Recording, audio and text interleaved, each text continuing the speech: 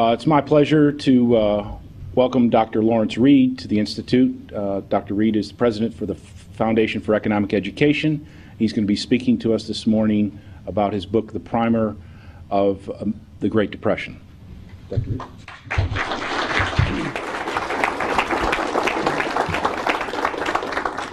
Thank you, Mark. Thank you, ladies and gentlemen. I am thrilled to be here for a lot of reasons. And one is that I was privileged to have the opportunity a moment ago to tell Tom Woods in person that his book, Meltdown, was the first that I bought and read on my new Kindle 2. And it was fantastic. And the other reason is it gave me an opportunity to reminisce with my old friend Jeff Tucker about things that we did 20-some years ago. I don't know if many of you know, but Jeff and I, well, let me put it this way. I think I was the first person that Jeff Tucker was ever arrested with. In 1986 in Managua, Nicaragua. We were briefly detained, arrested, our film confiscated, and for all I know, he's been arrested many times since, but I was the first person to be arrested with him. I'm probably the only person here today who is promoting not a book, but rather a pamphlet.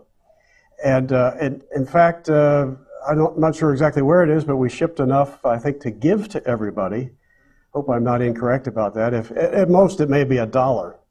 So if any of you want to file an anti-dumping lawsuit against me, we are, if not giving it away, at least selling it below cost.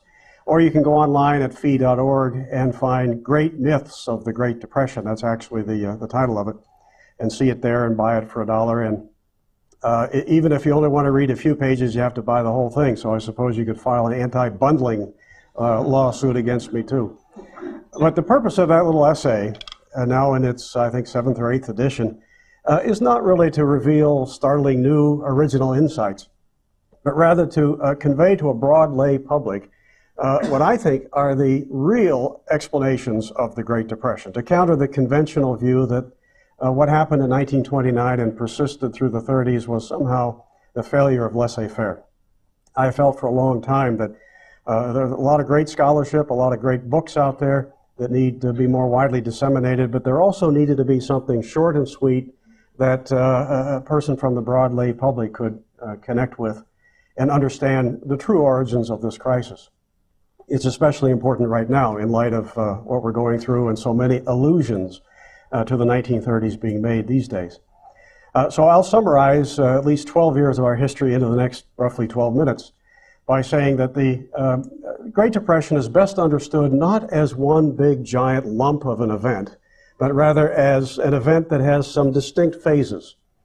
And my former professor at Grove City College, Dr. Hans Sennholz, used to talk about the 4 phases of the Great Depression, with the first one being the financial or the monetary phase.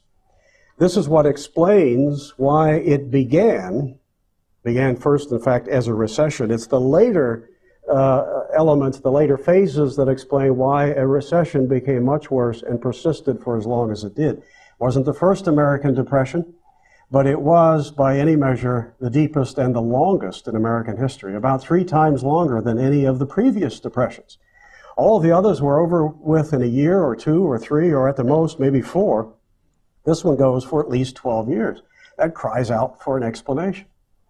The financial or monetary phase explains that the crisis had its roots in improvident monetary policy of the 1920s. From the newly minted Federal Reserve System that had been created just a few years before. I can hardly think of another federal agency that has more fully failed at least its public mandate or mandates over the years than the Fed.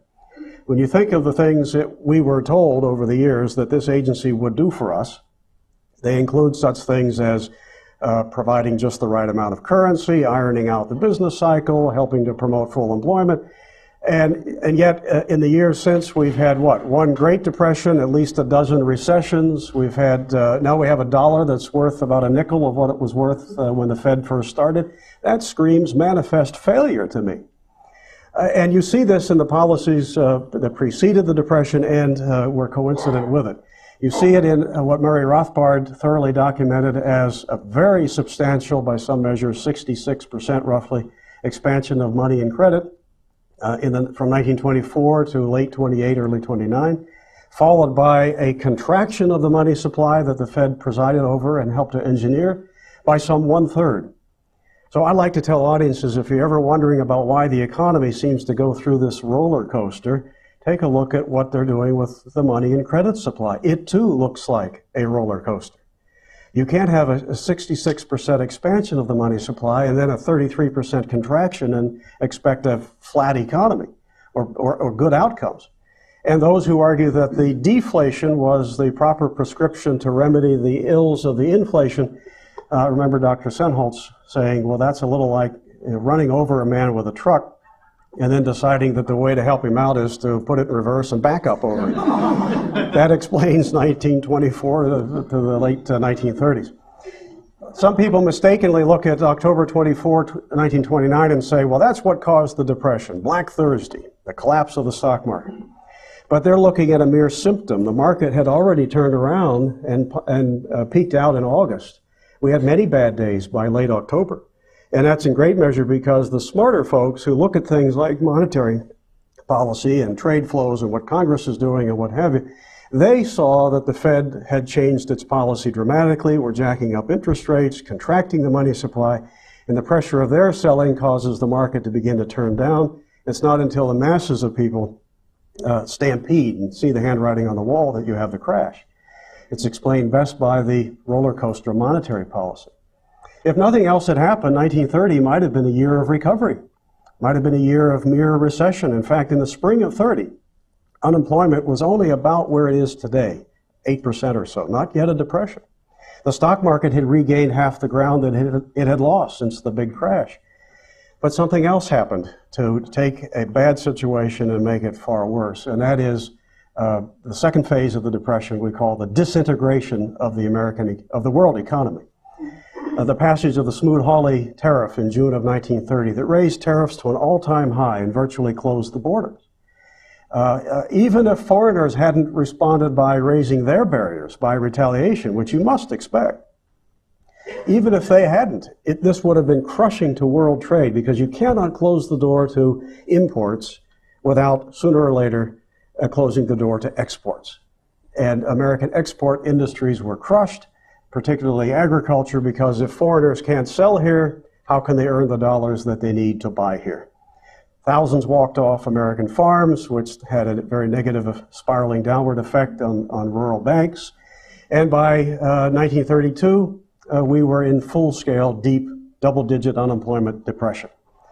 But even before we get to the third phase, I like to throw this other event in here because chronologically it happens before the third phase, even though it's not a world trade matter. In 1932, we had this yawning federal budget deficit, obviously because people weren't working, businesses out closing their doors, not paying taxes, and government spending was not retreating to meet the shortfall. So you had this yawning deficit, and Hoover and the Republicans decided we've got to close that. Let's try it by raising taxes. They passed the Revenue Act of 1932, which doubled the income tax in the midst of depression. The top rate went from about 23% to something like 63, 64, 65%, more than a doubling at the top rate. Other taxes as well, excise and some others, were raised as part of that bill. Then you had an election. Herbert Hoover gets renominated, couldn't possibly win in that kind of circumstance. He runs against a charismatic, silver-tongued orator, governor of New York, Franklin Roosevelt, who promises that if elected, he's going to reduce the intrusions of government. One of the virtues of this little pamphlet, I think, it kind of draws out so that the ordinary citizen can understand that Franklin Roosevelt properly assailed Herbert Hoover, not for being a laissez-faire president, as the history texts do, but for being an interventionist. Do you know that in the Democratic platform of 1932, it actually called for a 25% reduction in federal spending? John Nance Garner, Roosevelt's running mate, accused Hoover of, quote, taking the country down the path to socialism. Okay? They assailed him for raising tariffs, raising taxes, properly so. If I had been around in 32 and a voter, I probably would have voted for Franklin Roosevelt, thinking that he meant what he said. But of course, upon election, he did precisely the opposite. The third phase of the Great Depression we call the phase of the New Deal. And there's a lot about that phase we could talk about. I'll just cite two of the landmark New Deal laws that had an incredibly depressing effect on the economy. The National Industrial Recovery Act, motivated by the notion that there was too much competition in the economy. You've got plummeting prices, of course. You've closed markets with a high tariff. You're contracting the money supply. So you got plummeting prices. Competition's the culprit. If only we can crush competition, then we can stimulate higher prices, and that'll spread prosperity into ever-widening circles. So this was a law attempting to organize or cartelize American industry around federally issued codes and price controls. A famous case involving a guy named Jack Magid, who was a tailor, and he pressed a suit of clothes for the price of 35 cents. He was prosecuted because the New Deal NRA code price was 40 cents.